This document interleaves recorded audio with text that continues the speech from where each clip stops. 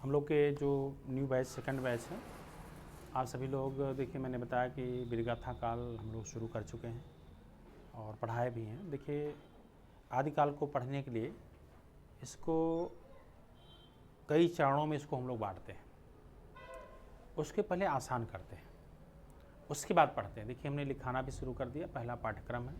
देखिए, हमारे पढ़ाने में समय लगेगा, तो सबसे पहले आप लोग ये बताइए, नौकरी चाहिए कि पाठ्यक्रम चाहिए? बताएंगे आप लोग? आपको नौकरी चाहिए कि सिलेबस चाहिए? बोलिए। नौकरी? कोई है? क्या बता रहे हैं? नौकरी चाहिए कि सिलेबस चाहिए? सिलेबस पढ़ेंगे कि कम भी पढ़ें, सिलेक्शन हो जाए? सिलेक्शन। तो हमारी रणनीति पे चलिए आप लोग, और सिलेबस से नौकरी नहीं मिलती है कि आप पूरा स्पीड से पढ़ते रहिए आपको नौकरी। हमेशा सही दिशा सही रणनीति पे मिलेगी। सिलेबस नहीं पूरा होगा तभी सिलेक्शन पा सकते हैं, लेकिन जैसे कहें वैसे बताएं, वैसे करिए आप। और जो बोले चाहे जो बोले, बस वही सुनते रहिए आप, और जो कहें वैसे करते रहिए, तब तो आपका सिलेक्शन बहुत आसान है। इंटर कॉलेज की बात कर रहे हैं, अगर आपका सिलेक्शन नहीं होता तो कहते हैं कि प्राथमिक में ही हो जाए, बहुत बड़ी बात। बताइए, इंटर कॉलेज का सपना देखने वाले आप कहेंगे हमें प्राइमरी में ही मिल जाए, बहुत बड़ी बात है। तो देखिए, भर्ती आई हुई समय बहुत सारे लोग टेट सुपर टेट में उलझे हुए हैं, अच्छे अच्छे कम्पिटिटर टीजीटी पीटी की तैयारी करने वाले, जो बहुत अच्छी तैयारी थी, कहे उसी में हो जाए। तो एक ड्रीम रखिए, और जब आप पढ़ाई करते हैं टीजीटी पीटी तो बहुत भटक जाते हैं, ये पढ़ें वो पढ़ें ये पढ़ें। टीजीटी किसी से कम नहीं है, प्राइमरी से तो अच्छा है ना, जूनियर से भी तो अच्छा है, तो आप क्यों उलझते हैं प्राइमरी में? एक लक्ष्य बनाइए, प्रवक्ता बनना है, चयन बोर्ड का टीजीटी बनना है, लोक सेवा आयोग का एलटी बनना है, लोक सेवा आयोग का प्रवक्ता में बनना है, जेएससी प्रवक्ता में जाना है, असिस्टेंट में जाना है, पात्रता परीक्षा में जेआरएफ सीधे निकालना है। ये सब सोच रखिए, ऐसी सोच रखिए आप। तो जब सही रणनीति बताएंगे हम तो उसमें समय लगता है, और बहुत लोग उबते होंगे जल्दी जल्दी बता नहीं रहे हैं। तो अगर जल्दी जल्दी पढ़ना हो तो किताब है, पढ़ लीजिए जल्दी जल्दी, और जल्दी बता तो रहे सब पढ़ डालिए। और उसकी बात नहीं, हमारे आदिकाल पे यूट्यूब पे जो है ओल्ड बैच पिछले साल जो हम पढ़ाए थे, आदिकाल पूरा क्रम से वीडियो पढ़ा हुआ है, बस अंतर है व्हाइट बोर्ड पे पढ़ाए थे। तो एक काम करिए, उसको जल्दी जल्दी देख लीजिए, देखिए आपको तैयार होता है। बहुत सारे लोग हमारे एक बार कोर्स पढ़ चुके हैं, दोबारा कोर्स पढ़ना चाह रहे हैं, और दोबारा नए सिरे से जुड़ गए हैं बहुत सारे लोग। तो ऐसी स्थिति में आप क्या करेंगे? आप पढ़ें तब भी फिर क्यों पढ़ रहे हैं वही चीज़? जल्दी जल्दी पढ़ लीजिए उसको, 1 घंटे पूरा आदिकाल हो जाएगा, लेकिन आपके दिमाग में कितना जाएगा? आदिकाल के क्वेश्चन क्यों गलत होते हैं?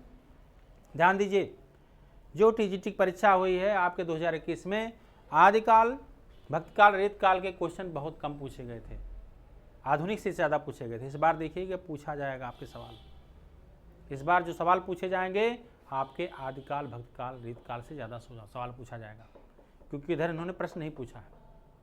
तो देखिए, हमने पाठ्यक्रम तो बता दिया। तो आदिकाल को पढ़ने के लिए हमको चरणों में पढ़ना है। तो पहली बात,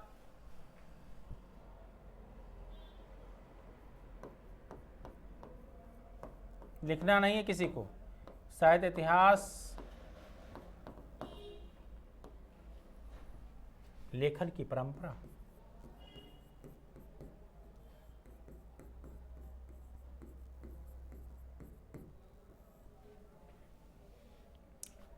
हिंदी साहित्य इतिहास लेखन की परंपरा।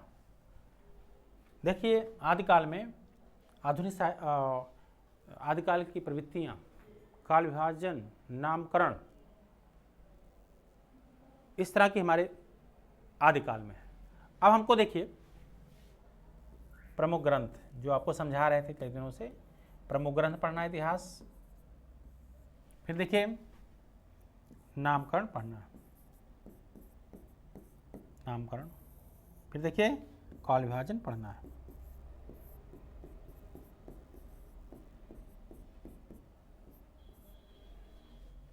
अपभ्रंश साहित्य पढ़ना है।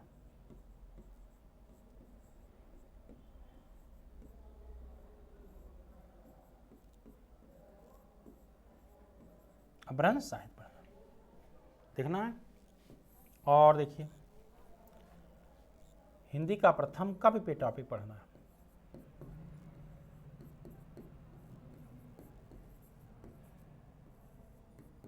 हिंदी का प्रथम कवि, इस पे बहुत सारे विचार करने। हिंदी का प्रथम कवि कौन है? सरापा या सरापाद? अधिकांश विद्वानों के अनुसार हिंदी का प्रथम कवि कौन है? सरापा। राहुल संकृत्यान के अनुसार हिंदी का प्रथम कवि कौन है? सरापा। शिव सिंह सेंगर के अनुसार हिंदी का प्रथम कवि कौन है? पुष्य पुंड। चंद्र शर्मा गुलेरी के अनुसार हिंदी का प्रथम कौन है? राजा मुंज। हजारी प्रसाद द्विवेदी के अनुसार हिंदी का प्रथम कवि कौन है? अब्दुल रहमान। राम कुमार वर्मा के अनुसार हिंदी का प्रथम कवि कौन है? स्वयंभू। और गणपत चंद्र गुप्त के अनुसार हिंदी के प्रथम कौन है? शालभद्र सूर्य। ध्यान आ रहा है? शुक्ल नहीं माने तो शायद शिव सिंह सेंगर के अनुसार हिंदी का प्रथम कवि आया था इस साल। तो कोई नया प्रश्न नहीं था, जितने हिंदी के प्रथम कवि बनते हैं सभी प्रश्न पूछे जा चुके हैं। अब देखिए एक टॉपिक और है, हिंदी की प्रथम रचना। प्रथम रचना तो हिंदी की प्रथम रचना श्रावकाचार है, जो देवसेन की रचना मानी गई है। ठीक है। अब देखिए क्या पढ़ना है। आदिकाल का वर्गीकरण एक है।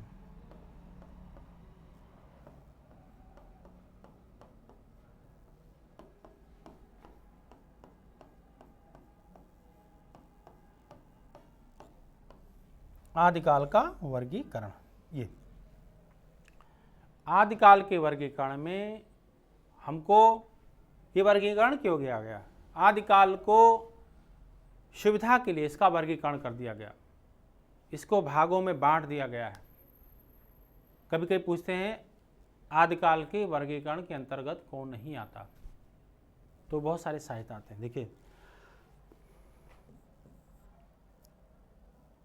रासो साहित्य,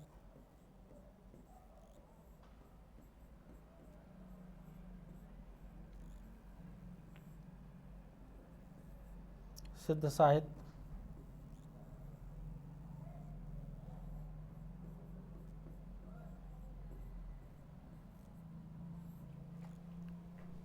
नंबर 3 नाथ साहित्य,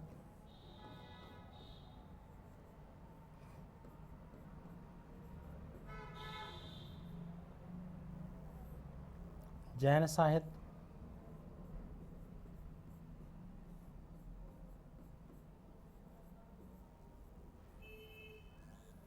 जैन साहित्य,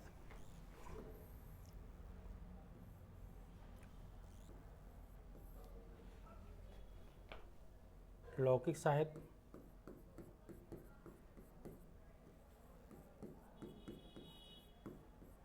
अब चाहे गद्य साहित्य कहे चाहे गद्य रचना कहे, गद्य रचना ये आपका साहित्य है। उसके अलावा आपको अमीर खुसरो,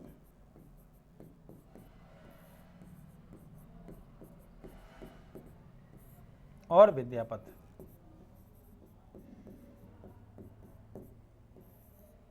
ये पढ़ना। ध्यान दीजिए, इतना लिख दिया, लगता है बहुत आसान। इतने में कल मैं पूरा हिंदी साहित्य का इतिहास लिख दिया था। ध्यान दीजिए क्या पढ़ना, क्वेश्चन कहाँ से आते हैं परीक्षाओं में।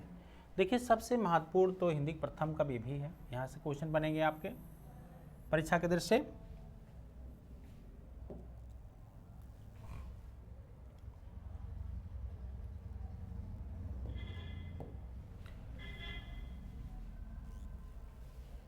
एक दो सवाल जिस बार असिस्टेंट प्रोफेसर में सवाल बने थे, तो ये मान के चलिए यहाँ से आपके सवाल क्या बनेंगे, यहाँ से प्रमुख ग्रंथों से जरूर एक दो क्वेश्चन आते हैं, 2 प्रश्न कम से कम। और नामकरण से कभी कभी 2-2 सवाल आ जाते हैं। नामकरण क्या है? आदिकाल को आदिकाल किसने कहा? आचार्य हजारी प्रसाद द्विवेदी। आदिकाल को वीरकाल किसने कहा? विश्वनाथ प्रसाद मिश्र। आदिकाल को वीरगाथा काल किसने कहा? आचार्य रामचंद्र शुक्ल। आदिकाल को आरंभिक काल किसने कहा? मिश्रबंध। आदिकाल को प्रारंभिक काल किसने कहा? गणपत चंद्रगुप्त। आदिकाल को भ्रंश काल किसने कहा? धीरेन्द्र वर्मा। आदिकाल को सिद्ध सामंत काल किसने कहा? राहुल शंकरत्यान।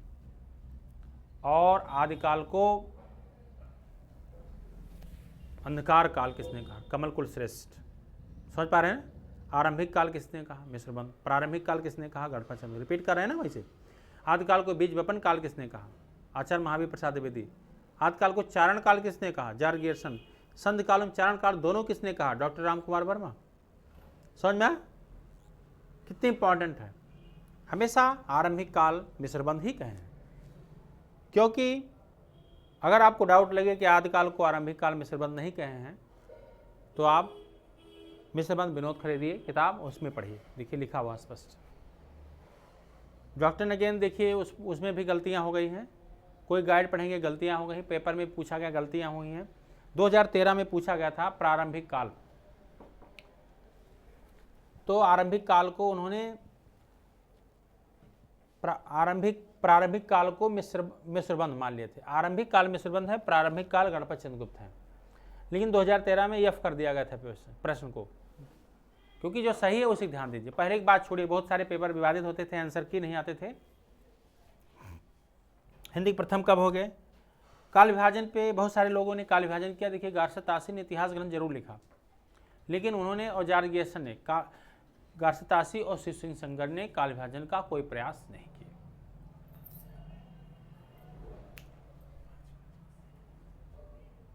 काल विभाजन का अगर प्रयास किए हैं सबसे पहले तो जॉर्ज गियर्सन ने किया, लेकिन काल विभाजन किए इतने भाग कर दिए गए, अध्ययन की सुविधा में असुविधा होने लगी, इसलिए उनका बहुत सफल नहीं रहा। काल विभाजन आचार्य रामचंद्र शुक्ल ने जो किया बहुत महत्वपूर्ण रहा, क्योंकि उन्होंने वीरगाथा काल को संवत 1050 से 1375 विक्रमी माना, भक्ति काल को 1375 से 1700 विक्रमी माना, रीत काल को 1700 से 1900 विक्रमी माना, और गद्य काल को 1900 से 1984 विक्रमी माना। मिश्र बंधुओं ने काल विभाजन के आरंभिक काल कहा, पूर्व मध्यकाल कहा, उत्तर मध्यकाल कहा, और रीत काल को अलंकृत काल कह दिए, आधुनिक काल भी कह दिए। इस तरह हमारे बहुत सारे विभाजन किए गए। देखा जाए आदिकाल का जो विभाजन किया गया है, वर्गीकरण किया गया है, या इसका काल विभाजन किया गया, आदिकाल, भक्तिकाल, रीतकाल, आधुनिक काल, सर्वमान्य मत यही है, और विद्वानों के अनुसार अलग अलग जानिए। दूसरी बात,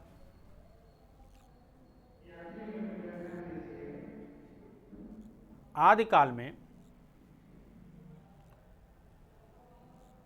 जो अभ्रंश साहित्य है ये भी बहुत इंपॉर्टेंट है। यहाँ से भी अक्सर देखिए कभी कभी 10-10 सवाल आ जाते हैं, 11 सवाल तक आया आदिकाल से, 4-5 सवाल अगर यहाँ से पूछे यहाँ कम कर दिए, तो आपके काल विभाजन से भी सवाल एक आध पूछ सकते हैं, अभ्रंश साहित्य से भी 1-2 सवाल आ जाते हैं। आया था महापुराण किसकी रचना है? पुष्पदंत की है। अभ्रंश साहित्य में कौन आते हैं? स्वयंभू आते हैं, पुष्पदंत आते हैं, अब्दुल रहमान आते हैं। तो अभ्रंश साहित्य में स्वयंभू, पुष्पदंत, अब्दुल रहमान, राम सिंह, जोयंदु, हेमचंद, इस तरह के नाम आते हैं। अब देखना है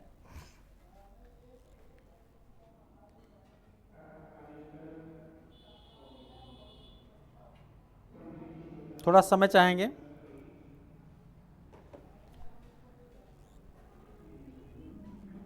वर्गीकरण जो किया गया है, कभी पूछते हैं पोएम चोरी के अभ्रंश के वाल्मीकि कौन है? स्वयंभू। अभ्रंश के भवभूत कौन है? पुष्पदंत। अपने को मान मेर कौन मानते थे? पुष्पदंत। और अभ्रंश के प्रथम महाकवि कौन है? तो स्वयंभू।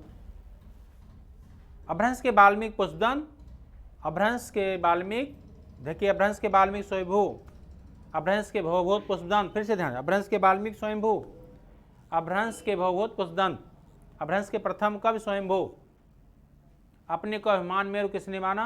पुष्पदंत। महापुराण पुष्पदंत की चर्चित रचना है। पौम चरु स्वयंभू की चर्चित रचना है जो अपूर्ण है, राम का वर्णन मिलता है। अब्दुल रहमान का संदेश रासक है, बहुत इंपॉर्टेंट रचना मानी गई है। खंड काव्य है, विरह काव्य है। पूछिए भ्रंश में विरह काव्य किसका है? संदेश रासक। जंदू का प्रकाश योग सार है। पाहुड़ दोहा राम सिंह का है। आदिकाल में रासो साहित्य से प्रश्न बराबर पूछे जाते हैं, बहुत इंपॉर्टेंट है रासो साहित्य में। रासो साहित्य में क्या क्या आता है देखिए, मैं आपको व्याख्या कर रहा हूँ, इसका बैलू बता रहा हूँ। पृथ्वीराज रासो जन्मदायी, प्रमाल रासो जगनी, विशल रासो नरपतनाल, अमीर रासो सांगधर, विजयपाल रासो दरपद विजय कुमार, विशल रासो नरपतना। फिर से पृथ्वीराज रासो चंद्रदायी, प्रमाल रासो जगनिक, हमीर रासो सांगधर, विजयपाल रासो नल सिंह, कुमार रासो दरपद विजय। रासो साहित्य की रचना, इसकी व्याख्या पढ़ना है हम लोग को, जल्दबाजी नहीं करना है। कभी डायरेक्ट रचना पूछते हैं, कभी व्याख्या पूछते हैं। जिससे पूछा गया संयुक्ता किसके प्रति अनुरक्त, पृथ्वीराज चौहान किसके प्रति अनुरक्त थे? संयुक्ता। आलखंड के नाम से कौन जाना गया? प्रमाल रासो। आलखंड के रचयिता कौन है? जगनिक। यहां से भी सवाल आते हैं, सिद्ध साहित्य से भी सवाल आते हैं, नाथों से भी सवाल आते हैं, जैन साहित्य पे सवाल आते हैं, गद्य रचनाओं पे आते हैं, लौकिक साहित्य पे प्रश्न बनते हैं, अमीर खुसरो से बराबर प्रश्न बनते हैं, विद्यापति से बराबर सवाल बनते हैं। विद्यापति पंक्तियाँ, अमीर खुसरो की पंक्तियाँ भी इम्पॉर्टेंट है। उपनाम भी महत्वपूर्ण हैं और कथन भी इम्पॉर्टेंट है परीक्षा की दृष्टि से। तो ये जो 5, 6, 7 सवाल बनेंगे, हल्के मत लीजिए, बहुत महत्वपूर्ण है आदिकाल के। तो बताया हर जगह से प्रश्न बन रहे हैं, कोई भी पार्ट छोड़ने लायक नहीं है। इतना पढ़ेंगे तब कोई भी सवाल आएगा। और एलटी की तो लिए और महत्वपूर्ण है, माइनस मार्किंग है, एक छोटी भूल आपको पीछे कर देगा।